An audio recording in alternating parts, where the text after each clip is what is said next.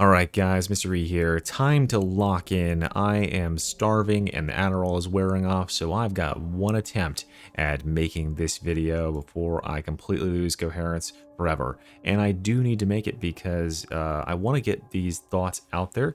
This is a general big picture overview thoughts about the class. I've played with it for a little over 100 hours now, I think like 104, 105, somewhere in that range.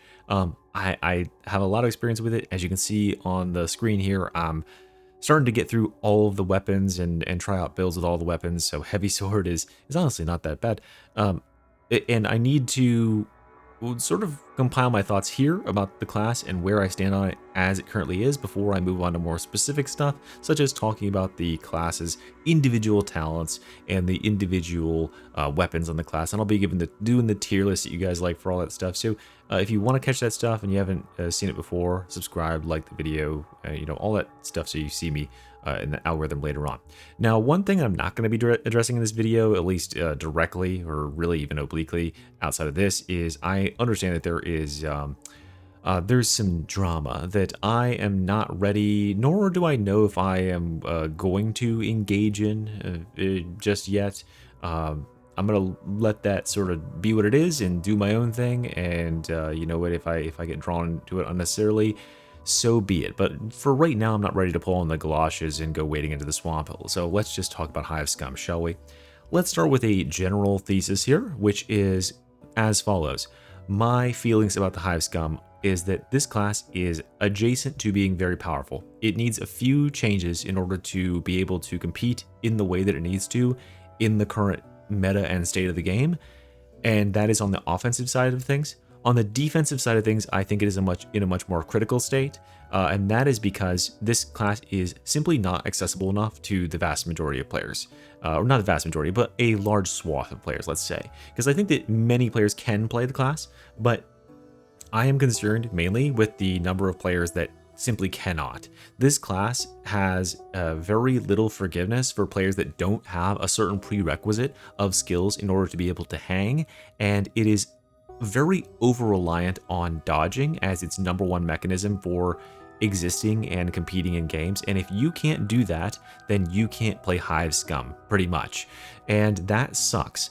A lot of players will at me in the comments and say, hey, how about those people get good? Or Mr. E, why don't you put out some videos and tell them how to improve their skills so they can play Hive Scum?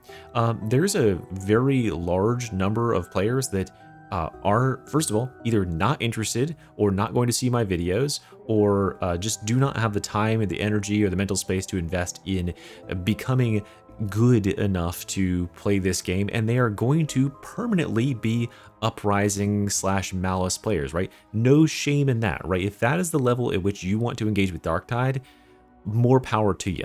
My hypothesis here, my thesis statement is that every class should be playable in some way, shape, or form by players at every level of skill in the game. And this class, what it is sorely missing is training wheels. There is nothing with this class that is going to enable a player who picks up the game for the first time or picks it up recently or is like, I'm going to get serious about this game. They look online, they see my video, oh my god, this guy is going crazy. He's got Uzis akimbo. I bet I can do that. And they get into the game and they get their teeth kicked in over and over and over again because I have these unspoken prerequisite skills and they do not. And even on the low difficulties where enemies do far less damage, they are just tanking hits to the face. Other classes can make up for these accidents or these happy little mistakes by having large amounts of toughness damage reduction, large amounts of regeneration. This class does not, and it is just simply overwhelming for players. They don't understand what's going on, and they don't understand how to get their defenses back about them. So let me give you a great example of a class that absolutely nails this for newer players and has the training wheels that this class so desperately needs. So when I say training wheels, what I really mean is some scaffolding. I spoke about this in a video a very, very long time ago, guys. OGs know what's up. Scaffolding is a term used in education theory where we're talking about the zone of proximal development. If you don't have the basic fundamental skills of dodging, etc., you can't learn how to play this class because there's no between from getting your face pummeled 5 times in a row to oh, I dodged 1 time and now I got my face pummeled 4 times in a row, I'm still dead. That is not a safe middle space for you to learn from. You need something that can help you out of a bind, that can stop you from ending up in those situations in the first place, that can eventually show you that, hey, what if you dodged instead here, and that would enable you to do this and this and that, and that would like lead players to actually learning if that's what they want to do. The Arbites is a perfect character on this front. Not only does the Arbites start with a ton of talents that boost his toughness regeneration, which makes it very easy just to swing at the enemies that are directly in front of you, but he is equipped with a massive set of training wheels. He is equipped with a guide dog.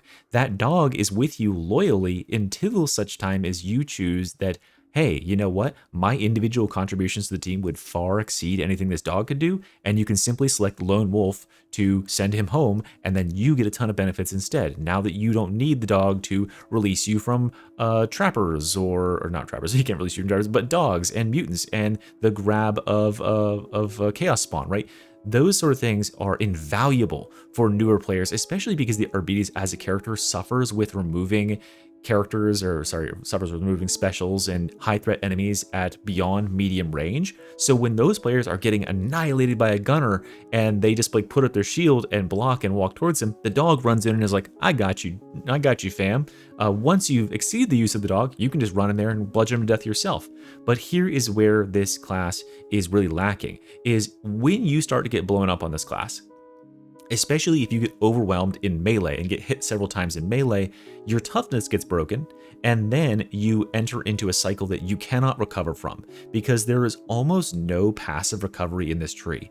Everything that exists for the Hive Scum is aggression based. If you are not on the aggressive, if you are not keeping your abilities, like your Keystones, stacked up, for instance, you have to either get melee hits or ranged kills, or elite or special range kills with the Vulture's Mark Keystone, or you have to have Adrenaline Surge fully stacked out at 30 stacks in order to be getting 5% per second with that node. All that stuff requires you to actually get on the aggressive and do something, versus other classes which can back off and regroup and reformulate a strategy by simply blocking or shoving, or just like hitting 1 or 2 enemies and pushing them around. It just has no guardrails for when things just start to get too crazy for the wielder. So with that general thesis being laid out, let's get on to talking specifics about each of the sort of archetypes, range, melee, and then support that the class has to offer. We have to start with range here. I made a video on it a couple days ago. In my opinion, has evolved slightly since then, but in probably a sort of a balanced way. So I appreciate that this ranged archetype can do a lot of damage, right? This character can output some very, very surprising numbers. Well, I guess it isn't surprising. When you have the Uzis and you can spray infinite ammo, you can do quite a bit. So that is good for the class. And I think that if they remove infinite ammo from this class, if they remove the pickpocket ability, it's going to be in a pretty bad spot, because the reliance on Desperado is not really going to be a good design for this range side. And I think Desperado is probably the biggest flaw in the range side of the tree, which is sad because it seems like such a cool ability on its face, but then you inspect it slightly and the facade sort of wears off. With Desperado, it gives you 2 main benefits. You have the ability to dodge all ranged attacks, or rather, you just do dodge all ranged attacks, and then you, of course, get no ammo consumed when you reload. But if you reach a certain modicum of skill and you learn how to slide and shoot at the same time, or just generally use cover and shoot the enemies that can actually attack you in range first, you won't have to worry about that anyway. And since most engagements in this game do not overly involve ranged enemies, it's oftentimes really not that much of a benefit to you directly. The other thing here is that infinite ammo, but simply by taking the pickpocket talent at the bottom left of the tree, we can get infinite ammo anyway. So what is the use of Desperado?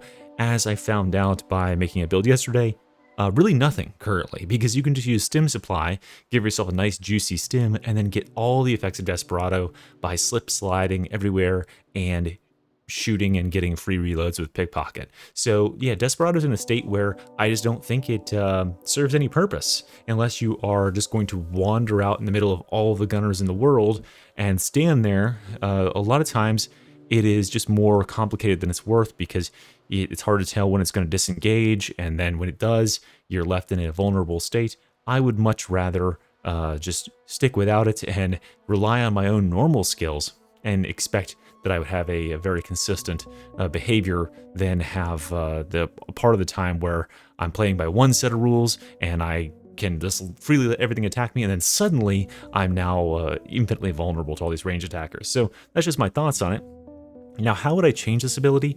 I think the number one thing I would do is just simply make this ability not have you reload. You get a magical magazine that lasts forever. Somehow it pulls bullets directly from your reservoir and feeds them into enemies' faces, and that would be amazing. It would actually sort of boost the overall DPS of this ability, which is something that I said previously I think it could do with, because you see massive DPS increases out of the Rampage ability, but this thing effectively just conserves your resources, allows you to shoot like you could already shoot. This is now going to give you a lot more damage throughput because you don't have to stop firing, and the really big downside of this ability is that you have to build reload speed, because reloading is like the #1 cuck of this ability's uptime. Every second you're reloading is 1 second you're not getting cooldowns, 1 second you're not able to get a kill and reset those cooldowns. So we would benefit greatly from removing that reload time from there. It would allow you to build your weapons around damage instead of reloading. And then you would also, of course, sort of justify the fact that this ability has a kind of short duration now. You wouldn't feel too bad about the fact it doesn't last forever if you could turn into a literal bullet hose for, 15 to 20 seconds. Perhaps if they want to, they could even nerf the extension duration so that you couldn't just extend it by pouring bullets into hordes. But I think that would be a very fun way to play with it, and it would also enable weapons which otherwise have like ludicrous reload times, like the oh wow, imagine like infinite barrel shotgun, right? Those sorts of things would be very cool with that ability. And yeah, it might make them OP, but would infinite shotgun really be more OP than like infinite Uzis? Probably not, right? So that's something, just an idea to build around, and it would give this ability an identity that it currently doesn't have. And speaking of a lack of identity, let's talk about the keystone on this bottom left, which is called Vulture's Mark. I think it should really tell you a lot that the bottom left keystone, the range keystone, and the bottom middle keystone, the melee keystone, I don't actually 100% know the names of. I believe it's Vulture's Mark and Adrenaline Surge, but I could be wrong about that. Who knows? I think that both of these keystones, as I'll get to the melee one in a second, are very blandly designed. They feel like afterthoughts. Along with the auras on the class, one of the auras is kind of interesting, the one that gives you a little bit of ammo back. The other ones are just ripped from other classes, 5% crit and 10% melee damage from the Psyker and the Ogryn respectively. So these sorts of things seem unfinished to me. They seem like they were placeholders for something more interesting, and Vulture's Mark very much hits that for me. Vulture's Mark is giving you 3 stacks that gives up to a total of 15% damage, 15% crit, and 15% movement speed for ranged attacks. So this is one thing I really don't like about these keystones. I mentioned it previously in my other videos, but these keystones pigeonhole you. They say, okay, well, Vulture's Mark can only be triggered and stacked with ranged attacks, and it can only give benefits to ranged weapons. So if you happen to be using the needle pistol, you actually don't get almost any of these benefits at all unless you were like repeatedly tapping the target and getting those attacks pretty frequently. That sort of stuff is straight out. And if you're going for a build that's a hybrid of like maybe you're using like a sword and a shotgun, and you're going to be swapping back and forth, one of these keystones is not going to be benefited by, or one of your weapons is not going to be benefited by one of these keystones. Compared to any other class, like thinking about the veteran, I made this comparison the other day. The veteran has 3 keystones, which are very open-ended. You could use the marksman's focus, which would be the most specific keystone, with a melee build and still get crazy range damage for one-shotting certain targets. I've done that before. You could instead swap that out for focus target, which is like super open-ended and free form. You could use weapon specialist for just the melee weapon benefits. You could use it for the range weapon benefits. This class says if you are going a range primary build, if that's going to be your main method of dealing damage, then you must select either Vulture's Mark or Chemical Dependency. Those are your two options, because the other one is straight out. And the reason that they are also straight out is because both of these Keystones require too much investment. So Vulture's Mark requires you to every 8 seconds get a range kill on an elite or special. And if you can't do that, then you are going to lose all of the benefits that it offers. And of course, it only offers benefits when you get range kills. So you end up in a situation where, like a hybridized build, if you're going for, like I said before, weapon swapping between, you've got your what would we say, like a dagger and a revolver, and you're going to swap back and forth. Well, you're not going to have the dagger out and be doing enough attacks to activate Adrenaline Surge, but also you might not be pulling out your revolver on every single elite in order to kill them and keep stacks of that up. So what are you going to choose? Well, you're going to choose the all-rounder third category, the Chemical Dependency, which is honestly what I use in like 90% of my builds, because it is so open-ended, and also the stats it provides are just better than the other ones as well. So yeah, I don't like the design, and let's move past that. How would I make that better? I don't know, but first things first, make it open-ended, make it work for all sorts of weapons on the class, and then give it individualized effects that you can only get if you're going for that mark. Think about things like Executioner's Mark, or whatever it's called, Execution Order on the RPDs, right? Super open-ended. You can do it with the dog, you can do it yourself, you can do it with melee or ranged, all works, and it's brilliant. Okay, let's go on to the melee tree. As I said the other day in the melee video, I have some issues here as well. The number one issue that I have with this melee thing, and it became more and more apparent to me as I played with it since, is this ability, this rampage ability, which is integral to dealing melee damage with this class, is flawed. The fact that it has that downtime, the fact that it has a maximum uptime, is really, really critically flawed, and that is because if you are in a situation where you cannot be 100% aggressive, then this ability is going to be a detriment to you. There are many situations where a zealot can do an excellent job at skirting the edges of the arena and going between scattered ranged enemies and picking them off one by one, using his charge ability and using his excellent sliding and dashing. This character also excels at that front because he can really be quite mobile and dodge lots of attacks and close the gaps on those enemies and dispatch them very quickly. However, this ability is dead useless unless you are in the thick of a horde effectively, because you can't keep the timer up on it. And when it expires, you get a big negative. So there's not even like a, oh, well, I'll pop it to kill this group, this small group here, because that is essentially saying that, oh, in 10 seconds also I'm going to be sacrificing all of my stamina and taking extra damage for some reason. So unless you are in the absolute throngs of a horde, there's really no reason to pop this ability. And then we have to consider the other really negative thing that I didn't fundamentally experience or realize until I was playing alongside competent allies. But the second that you have allies that are actually fighting the same enemies that you're fighting, that you're not just like, okay, Hive Scum, go up there and clear that horde for us. And you're like, aye, sir, yay, I get to clear a horde. If they start clearing that same horde, because it's the way forward or whatever, you don't have anything to sustain your ability on. And the second you can't sustain your ability lasts for 10 seconds and then you're done. And then you just get to kind of have this disappointing existence where you never have your real damage abilities up. And this class the damage is so, or rather the melee archetype, as opposed to range, which anytime you want to pump range damage, you pull out your guns and you just start shooting them at targets, right? It's just like, it's very binary. It's like 1 or 0. Either there are targets in range that you can see to shoot, or there's not.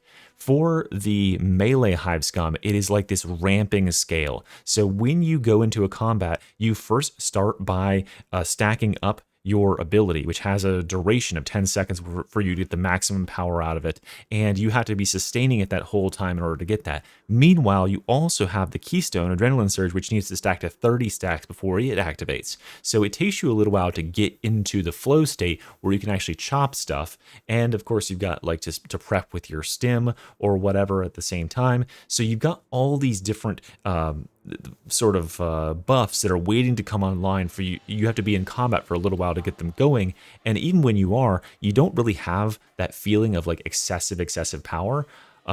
Much to the contrary, it feels like when you're outside of those states, when you don't have your ultimate buff or when you don't have the Keystone buff, it is a little bit hard to get going on enemies. Thankfully, this class does have hyper lethal, where you can, or sorry, hyper violence. What is it called? Where you carry over damage. I don't know why it's so blurred in my mind, but yeah, you carry over damage to nearby killed enemies, but that does require you killing an enemy first, and obviously that's going to be benefited massively by having one of these huge steroids from your Keystone, your stim, or your altar, whatever. So yeah, it's like really all or nothing, and that feels bad as a class that is supposed to be gas, as I said in the last video, to be like gas, brakes, and then all of a sudden you come crashing down, you lose all your stamina, and you have to be on the defensive. And if you're playing smart as this character, you'll see that you aren't going to be able to sustain this ability, and you won't put yourself in the way of danger when this is going out, which effectively just results in you being like, all right, guys, time out.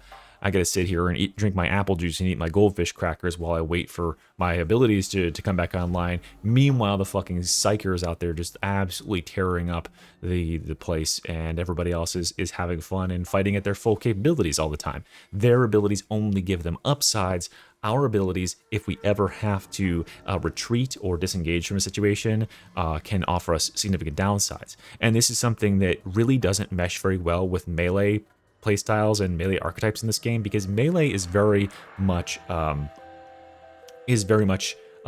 more fickle in terms of the way you can deal damage than range is. As I said before, range is binary. If you can see the enemy, you can shoot them. But melee, you have to play to the enemy's tempo. If there's just like 15 crushers that are all stacked on top of each other and they are swinging, they are a big mass of instant kill death blow overheads, you aren't going to be able to engage on that. You need to wait for them to get separated or positioned in such a way that you can get a good engagement on them. Every second that you waste, however, while you have your adrenaline surge up, or while it's nearly up and while your rampage is up, is 1 second towards losing those buffs and putting yourself in a worse place to start the engagement from. So other classes can reposition and then and draw the enemies back and wait for their cooldowns to come up and then re-engage in a powerful way. This class will re-engage at its weakest possible state, potentially, and then have to build up and ramp up from there, which feels really bad. Now let's talk defenses on the melee side of things, because the range side of things skirts a lot of issues with the defenses on the class, because of course you are at range, and as long as you can keep enemies from getting close to you by shooting them to death, then you're all good. But with melee, you are putting yourself close to enemies, and there is a reason why in most other games, when you are a ranged character, that is when you're building evasion. If you're playing a Path of Exile character, right, your range characters are the evasion armor stackers, because those characters rely on mostly just not getting hit to begin with, and then on the off chance that a hit does come in, they want a pretty good chance to dodge off the back of that. That's an okay design for a ranged character. For a melee character, it is very seldom that you would build a dodge-based melee character, because if you don't dodge, you take the full damage of the hit and you get absolutely walloped. And since dodging in this game isn't a percentage-based thing, it is instead a skill-based thing, the one time that you miss that dodge is omega punishing. And here is where the newer players fall down. It makes sense. It's very much an easy experience, and this is the thing I was trying to get through the other day, is that when you are rolling, when you are overskilled for whatever skill you're on, whether it's like heresy or damnation, or even auric, if you are above the required minimum skill level for those difficulties, you will blast with this class, because the damage is there, and because hyper lethal or whatever it's called, hyper violence, and the infinite ammo and all that stuff can really sustain the class's damage and carve through stuff. When you are overskilled and you're blowing up everything nearly instantly, it feels good and it's always on.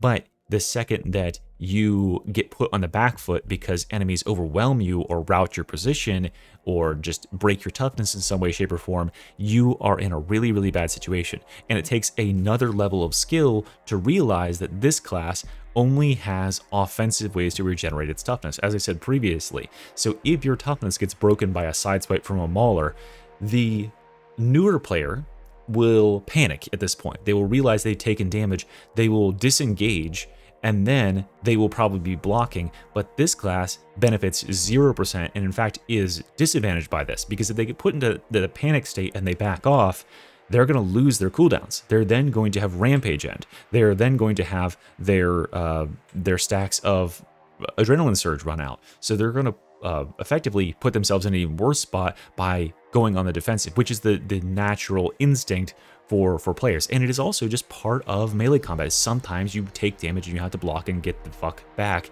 because shit is getting too crazy. There's too many gunners that can see your currently exposed position. They blow you up, they take your health really low, you back the fuck off, you re-engage. This class, having to back the fuck off, is a huge mistake because at every moment, especially when in melee, you need to be hitting the enemy. You need to be hitting the enemy to sustain your stacks, to sustain your ultimate, and to sustain your toughness, because that's the only way you're reasonably going to get it back. So yeah, that is the real critical flaw here, is like, you will inevitably take a hit, and if you don't have the instinct, and if you don't have the very, very high level of skill that it takes to be like, oh shit, I just got knocked to 25% of my HP. What should I do? Should I disengage? No. I should continue fighting, but really just lock in. That is not accessible for most players. They are going to retreat and then they are going to die because, yeah, like they can't re-engage from such a precarious position, and it takes forever to get your toughness back when you're not actively fighting in combat. So I really just don't like that design. Here's what I would do with the melee side of things if I were in control here. The class desperately needs an inbuilt easy dodge for characters, for players rather. The reliance on dodge is fine, but dodging needs to be a thing that is then prioritized in such a way that it can be made accessible to everybody, because a lot of players are just straight up ignoring the dodge button, right?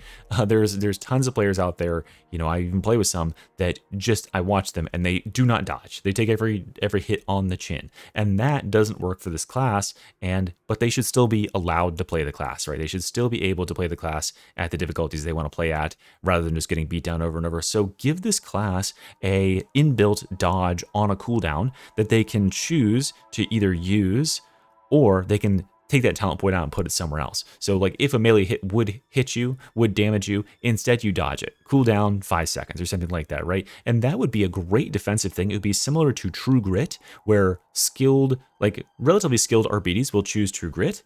But if you're like uber goated skilled, you won't choose True Grit because you aren't taking those overhead attacks, right? So this would be a safeguard, or you can take that fucking train wheel off and go, Doctor, disable my cringe inhibitors, like that sort of thing, and just go absolutely fucking Ripper Jack on them. That is potential, something like that, to kind of give a little bit of extra ablative armor for your teammates. Also, there should be something for melee to regenerate toughness when you are hit in melee, because right now the only way you can regenerate toughness in melee is to get direct hits, get direct kills, have a fully stacked Adrenaline Surge, which requires to have, first of all, that Keystone slotted, and to get direct hits, or you can take range damage. And if you aren't taking range damage, if instead you take melee damage and you get your toughness broken by it, you're just sitting there. You're just dead in the water.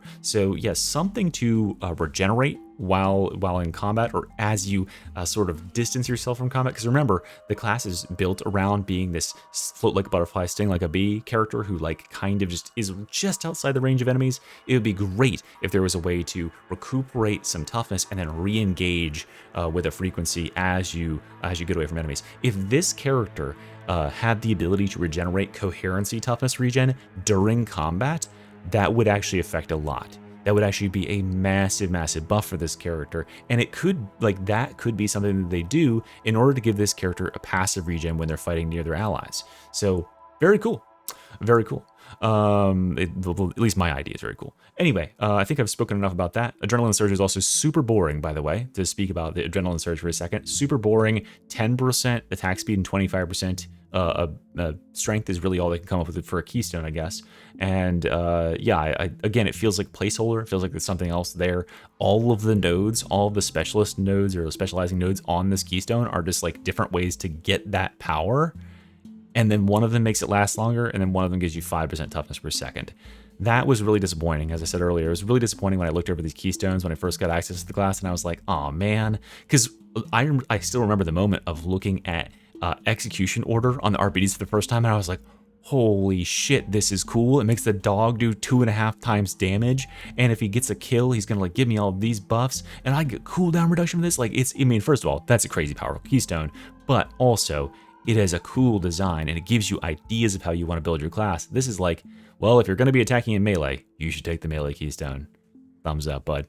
Okay, let's go on to the supply side, the stim supply side, the supply side economics, and talk about this support build, the you know, oft mentioned support build for the Hive Scum. First of all, my main gripe with this is that the Hive Scum's quote-unquote support build doesn't have any inbuilt other talents that really lend themselves to being a support. There is, of course, the stim supply, but there's nothing else in the talent tree that's like, oh, I want to forego doing my own damage and my own thing in order to better facilitate the team, which I think was the fantasy that a lot of people wanted to go for here, where you've got the stim supply, you could go in hard, and you could have this be like a thing where you could drop it and get the big juice for your whole team, but there's really nothing else that synergizes with that. So essentially, instead of becoming a support, you end up becoming a DPS who happens to be using an ability that that is supportive. So you're like like an evoker from World of Warcraft, right? You're like a support slash DPS, and that can actually be OP, just like evokers were for a time there. So yeah, that is how I feel about stim supply. It's really good. What isn't really good though is stims. Stims, just like you know, other things on this class that I've mentioned so far, like the Keystones and a couple of the auras, feel kind of underbaked to me. They just don't have as cool or unique of effects as I was imagining. They all just are kind of watered down versions of stuff we already have in the game. In particular, I think there are 2 branches on these stims that I really want to see removed and reworked entirely. The cooldown one, I don't think that Fat Shark would have any qualms removing this. You know, cooldown in this game is clearly something they're de-emphasizing, and I think it's, first of all, it has no synergy with this class. The ability to give cooldown to yourself, it doesn't actually even work with those stims, so that's like next to functionless. But giving it to other players is a risky proposition, so why not just remove that and put in something more interesting that is more flavorful? Then we also, of course, have that top left tree, which is all defense stuff. Literally, when it's fully capped out, you can get 16% damage reduction and 100% toughness replenishment, which is coherency toughness. Or sorry, toughness regeneration, which is coherency regeneration only, which isn't in effect 95% of the time. So yeah, like that tree is not only like bad, like it just doesn't offer any effects that you would actually want really, but it's super boring and unnoticeable. Like, is a character going to notice that they have 16% toughness damage reduction thanks to stepping in that aura? No. And are they going to notice that they have 100% coherency toughness regeneration? No, absolutely not, because most of the time you're not going to have the coherency regeneration, and when you do, you don't really need it. So yeah, that stuff is really boring. I say just strip those down. In fact, you could even strip out parts of the blue tree, like the like stun resistance and the extra 4% attack speed. I would really love if they would make these stims like actually crazy and differentiate builds. You know, they've got a great sort of foundation for some of this stuff with Mortis Trials, guys. Mortis Trials has all these crazy ass blessings that give you unique and weird effects, such as when you get a crit, it causes the enemy to explode in a like you know, a shower of blood, and it damages enemies around them. Give that to the red stim side if you spec into a certain branch of it and make it on like a cooldown, right? Like every 5 seconds, your next critical attack will explode the enemy that you kill and deal this. And that would make you feel like, oh shit, I've actually got this buff from the Hive Scum on me right now. Right as it currently is, you get the buff and you're like, I don't even know what I have. I guess, am I attacking like 15% faster? I can't tell. And I understand they're trying not to let the game get like carried away with this like ramping like crazy power, because it could lend a lot of power, but you know, if you make the abilities that these stims have unique enough, you could actually formulate builds around those stim mechanics rather than it just buffing existing stuff in the game. So another idea that I literally just had like within 2 seconds is, what if there was a capstone for the defense side stim that would make you irradiated, that would make you radiate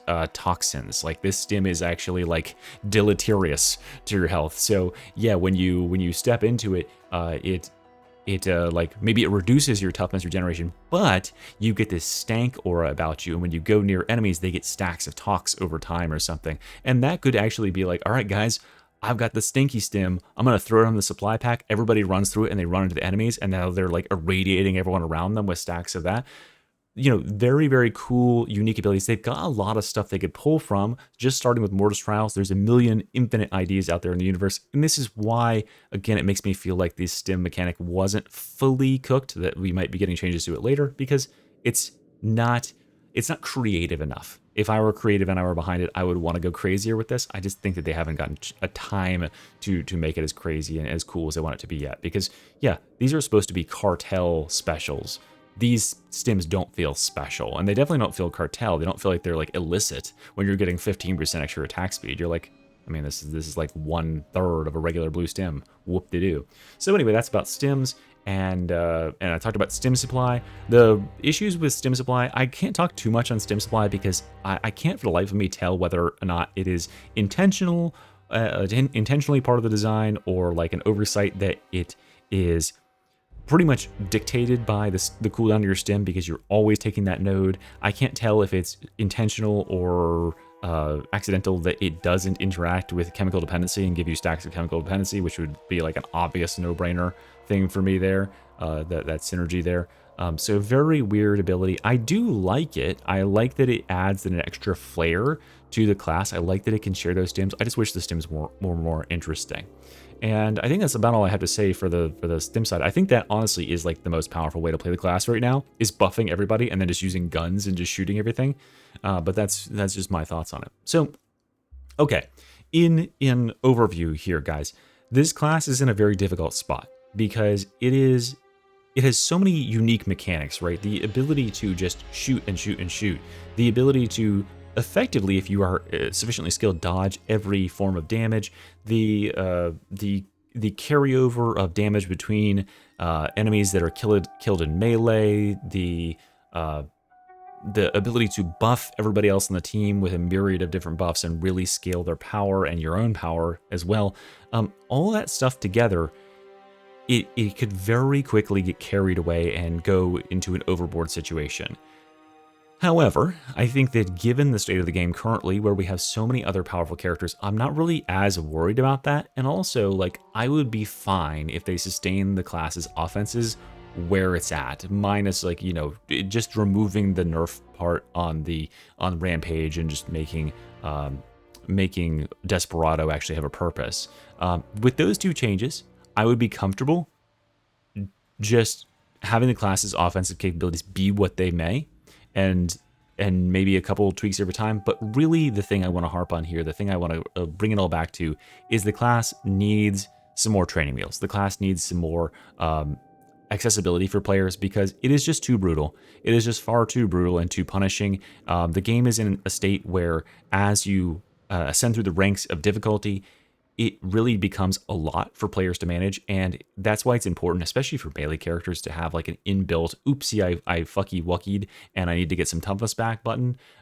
Those sort of things, that lack of training wheels is very detrimental to the character, and it makes people feel bad because they immediately hit the floor over and over and over again if they don't have that certain like minimum get good level. And I just don't want that for people. I want them to have an option they can play, much like when I made builds for RBDs that are like, you know, 100% defense focused. They've got the dog, like it's just the absolute training wheels for people. I liked being able to do that. I like that there are options like that for Zealot, where, you know, Zealot can go like all defenses and sacrifice damage, or if you're playing Zealot and you are a very skilled player, you could go Shroudfield fucking Martyrdom, right, with the Thunderhammer and just go all in on damage. Like, having that as an option and availability for players is really, really cool.